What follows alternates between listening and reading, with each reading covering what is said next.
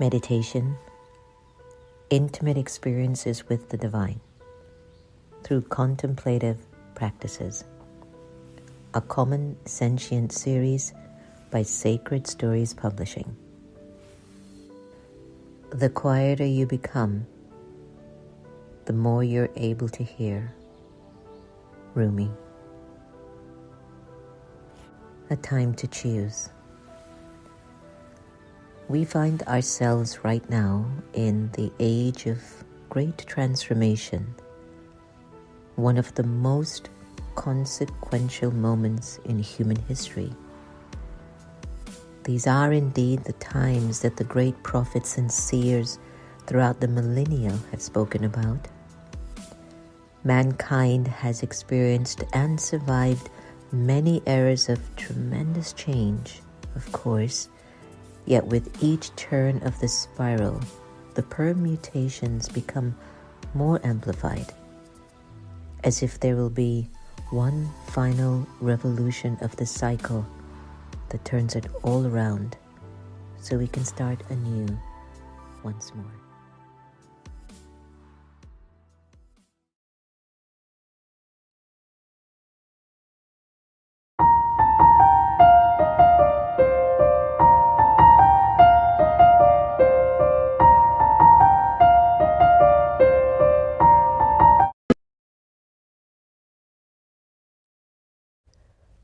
Om Shanti, everyone. Welcome to the next normal. I'm your host, Sister Jenna, and it has been quite a time for many of us, and thank you for joining me on this journey as we say goodbye, in a sense, physically, to the part that Sister Gita has been playing with me and many of us here. It's been an extremely endearing experience, and we have been growing massively as a result of it. Many times when people feel that they have lost someone, there's an energy, a power. I wouldn't say a power yet, but there's an energy that you feel is being pulled out of you. The people that you live with and spend the most time with, you're sharing each other's energy. When we were kids, our parents used to tell us, "You are the company that you keep." And it's so true. The vibrations of each person has an innate ability to just kind of travel throughout each other or into each other, out of each other. There are couples who have been married for 20, 30, 40 years and they finish each other's sentences. There are twins that have the ability to catch each other's thoughts from a distance. So sometimes when either it's through the breakup of a relationship, a divorce, a death, a relocation due to work or school, whatever it is, you break away. Something happens where you break away from that person, and then you can feel something in the soul is a void. There's something that has been taken out of you, and you wonder, well, where do I now stand firm? I've taken so much from this person. Where do I find strength to cope and to continue? So when I look at the whole importance of strength and internal strength and powerful strength, I look at being able to pull from the resources that are inside of me. During this process with Sister Gita, I'll tell you where my strength has come from. The many years of the practice of considering myself to be a soul. It wasn't about my name, gender, role, title, religion. It wasn't about just my relationship with Sister Gita. If I thought that she's only my mother, I don't know if I would have been able to cope. Something would have been pulled so much out of me. I've lost my mother. I was talking to Sister Sonia last night that it's not like I don't know now where my love goes, because we look at grief as, I just don't know where love goes now. But I feel like I have so many souls around me that are my soul connections. They're like my mother. They're my soul travelers. They're my companions in the cycle of time. And so even if my anchor is raised physically in one relationship, there are many that will be out there for you, or even one more. And you can even go as far as looking at strength from your pet if you want to. But take away all of that. Inside of you, your soul has so much strength and power. And maybe you see it when you're in a crisis. A few years ago when I had my health opportunity, I could see the only place I could pull power from was from myself on the inside and being connected to God, to Baba. That was the only place I could go. There was nobody who could cure me from my illness. There was nothing that anyone could do except the doctors and the surgeon. And they did great, and I did get cured.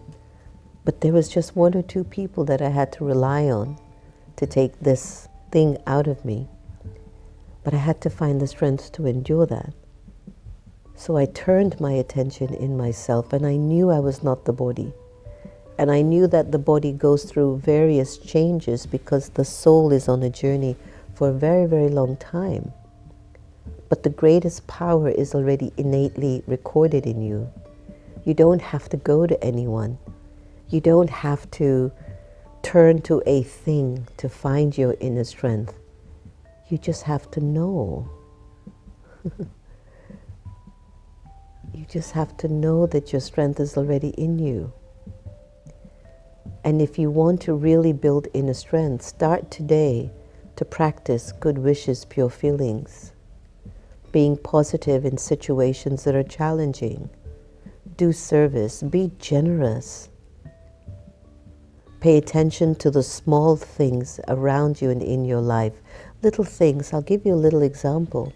I was walking on the property and there was a piece of paper on the ground and I walked past it.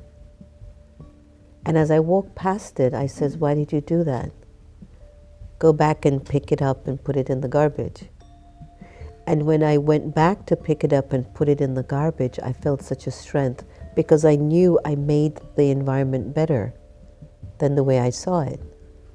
So inner strength also requires you to be very intentional, mindful.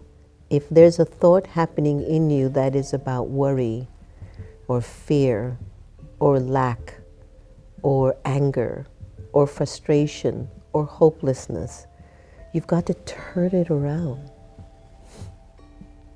And when you turn it around and you go within and you break away from the attachments that you have to your labels, you're going to feel automatically there's strength already in you. But you have to start to nurture it. One thought at a time. Who are you? Whatever it is that you're doing, whatever role you're playing, it's okay. But if there's something that you're not comfortable with about yourself, turn it around and just change it. Just change it by the thinking of a different way. I'm flying in from Vancouver the other day. And I'm looking over pictures on the phone, Sister Gita, to just put a little video together of her. And I'll tell you this as a fact. As I'm looking through the pictures and trying to put the video together, when I was looking at her body, then I started to catch a thought of the relationship to that body. And then there were memories, and then emotions began. I could feel it bubbling up inside of me, where I could feel a sense of loss, sadness, expectation, desire. It was just coming up. And then the moment I shifted it, wait, that's the soul on her journey. I've been privileged to travel with this soul. She doesn't go anywhere. She's not leaving me. She's transcending her journey. The emotions and everything just left me. And there was such a strength that I could feel in me. And I defined strength as there was nothing obstructing my ability to give to a situation that needed my good wishes, my pure wishes, give whatever was required. I was able to offer what was needed because I was applying knowledge, wisdom. That's a soul on her journey. And I could feel it, everyone. I really could feel it. There was such a difference. I looked at the body. I started to connect to the relationship. And then the memories of the stories. And the emotions started. Remember I was telling you in the plane. And then I just changed it. Wait a minute. That's a soul on her journey. I've been privileged to travel with her. I'm good. And there is a power. So finding your inner power, my suggestion is, you've got to drop the attachments that you have to those labels. Yes, your story will continue. You will play a part out. And you have to accept that part wholeheartedly with such deep love and to be honest with yourself and who you are. A sister called yesterday and basically was commenting that I might be in denial, that I'm not feeling the emotions right now because there's a lot of logistics and things that we're handling. And she might be right, but I don't think so. My response to her was, I'm not afraid to show emotions.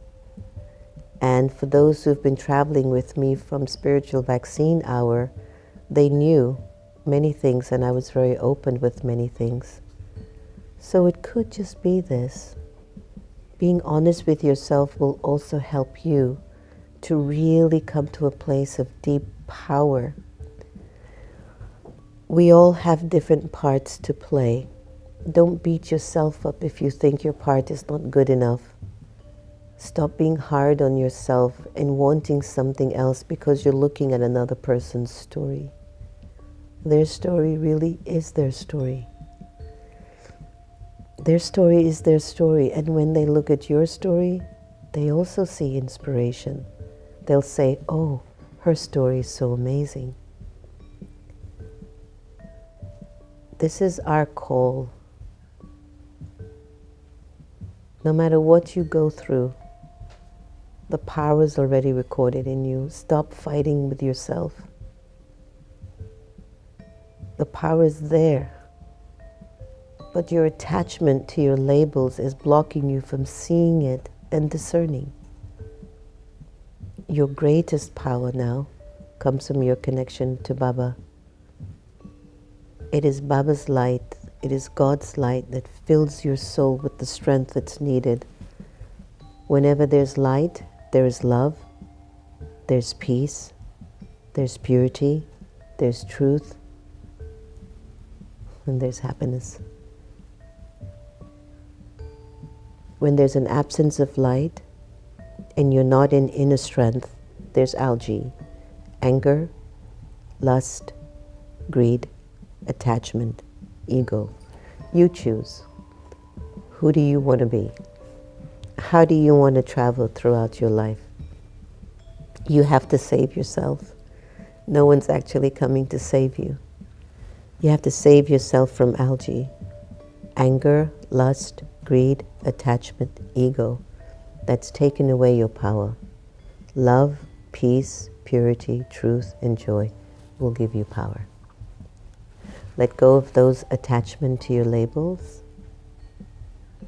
Consider yourself a soul will help you to do that. Remember Baba with love. Accept your part. There's benefit in who you are, what you're doing, what's happening to you and for you. There's benefit in every scene of your drama. You have to believe that.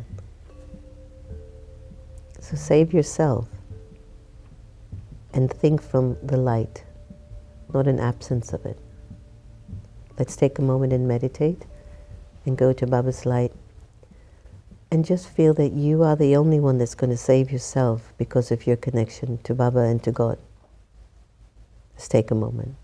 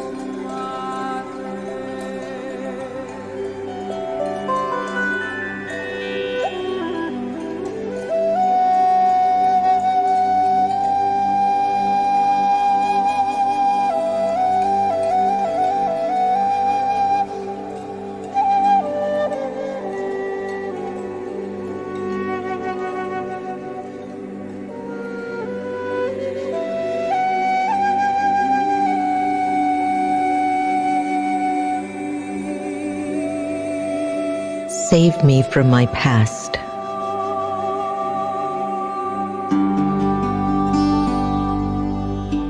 How much more can I bear?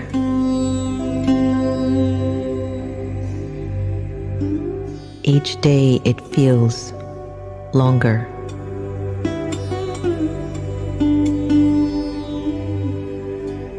And yet deep inside, I can see freedom.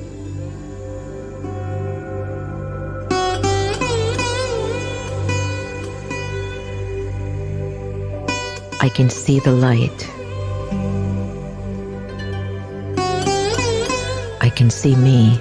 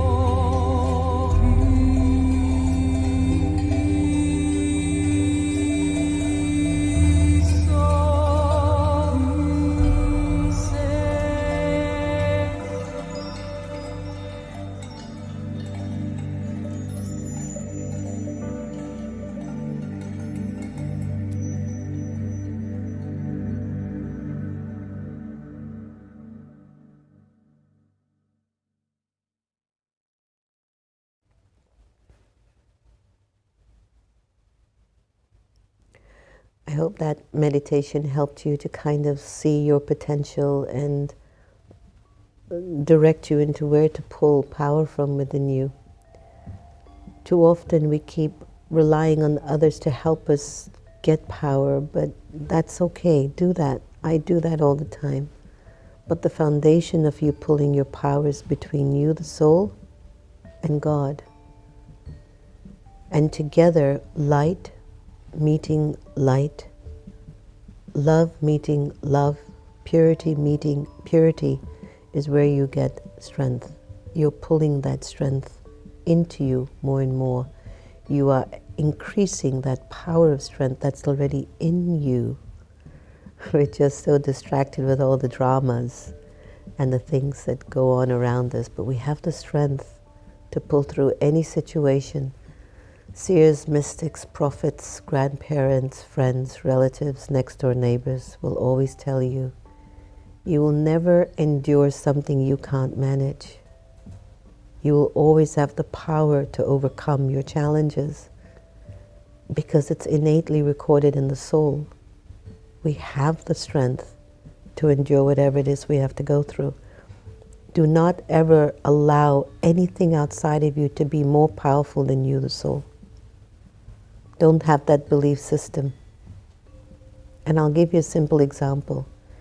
Even if it's a relative or it's somebody that you work with, and it's clear that they don't have good intentions for you, you could start to develop hatred for that person, dislike for that person, criticism for that person. And guess what? You're getting weaker. That's what they're supposed to do. They're supposed to actually come in your life to make you love them no matter what. And weakness would say, no, all the reasons why you shouldn't like that person.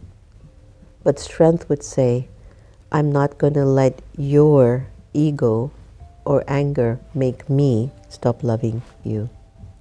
That's strength. So sometimes we're not always in check with everything, but things will work out. Brother Santosh, what is our awakened intelligence saying today about what inner strength is? Let's see. Could you scroll down a little?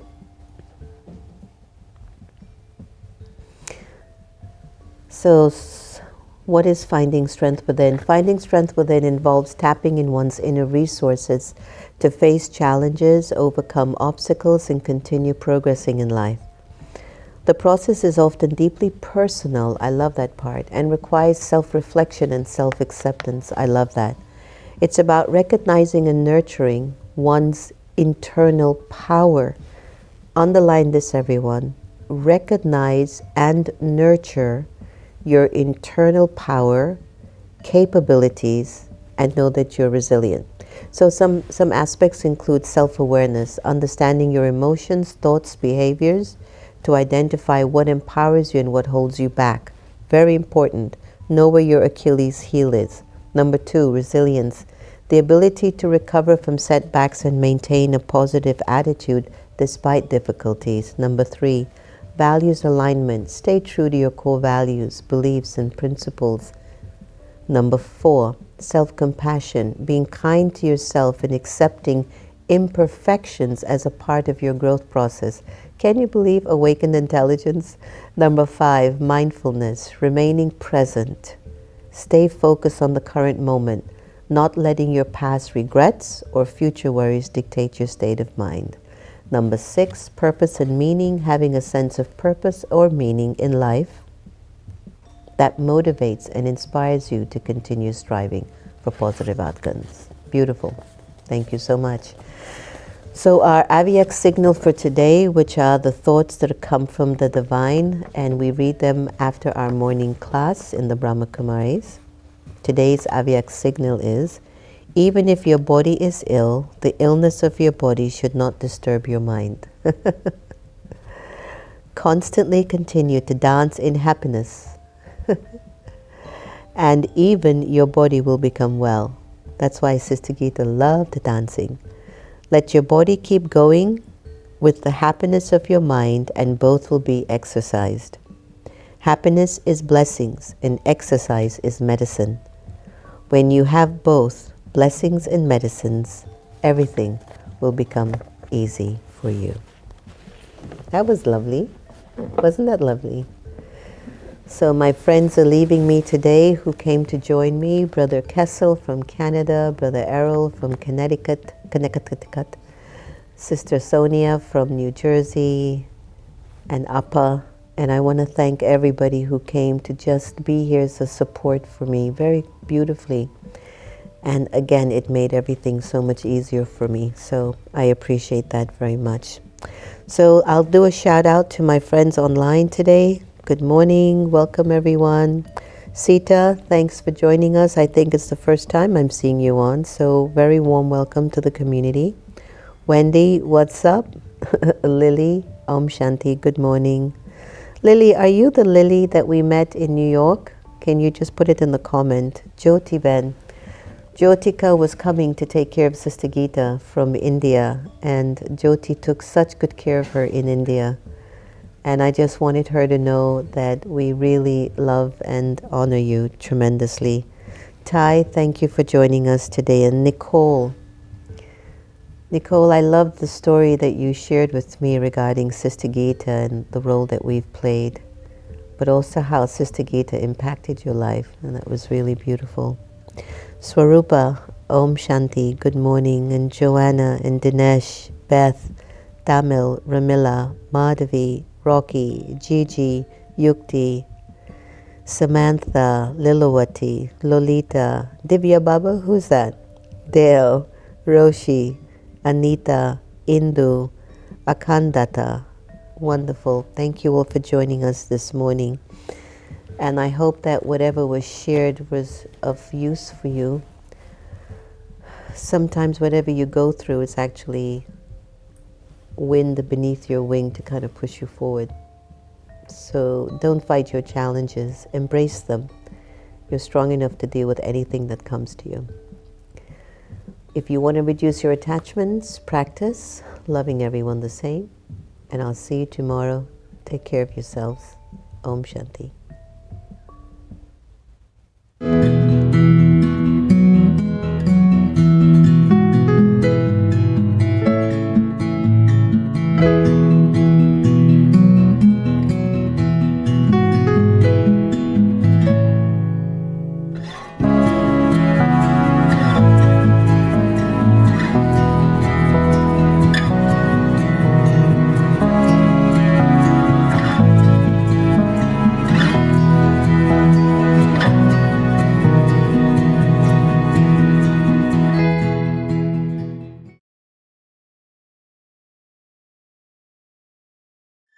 Have you been feeling overwhelmed, stressed, out of balance lately? Do you crave for a pocket of peace and tranquility in your busy life, but you struggle to find the time or space? Then we have the perfect solution for you, Meditation on Wheels. It's an RV sanctuary traveling in the metropolitan Washington D.C. area, offering transformative meditation experiences. It's a movable oasis of calm at your doorstep. Book us today to come to your business, school, government space, or event. Why? We bring the calm to you. meditationonwheels.com